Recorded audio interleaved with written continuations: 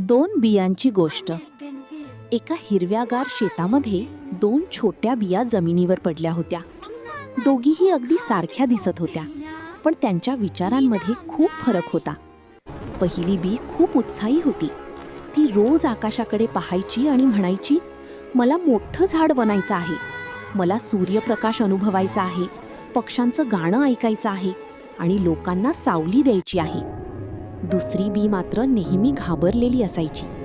ती म्हणायची, नाही, मला बाहेर यायचं नाही, बाहेर खूप संकटं असतील, पाऊस येईल, जोराचा वारा येईल, कदाचित कोणी मला तोडून टाकेल. पहिली बी हसली आणि म्हणाली, संकटं तर येणारच, पण त्यांना सामोरं गेल्यावरच आपण मजबूत होतो. काही दिवसांनी पहिल्या बीने धाडस केलं. ती जमिनीत रुजली. हळूहळू तिच्यातून एक छोटंसं हिरवं रोपटं बाहेर आलं. सुरुवातीला तिला खूप त्रास झाला.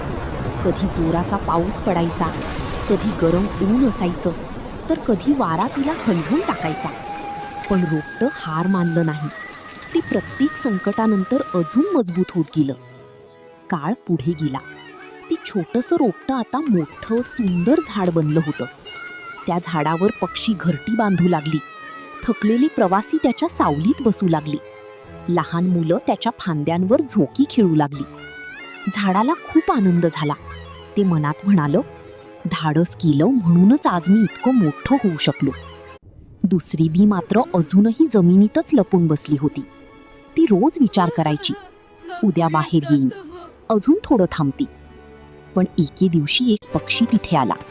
त्याला ती बी दिसली आणि त्याने तिला खाऊन टाकलं. त्या बियेला आयुष्यात कधीच वाढता आलं नाही.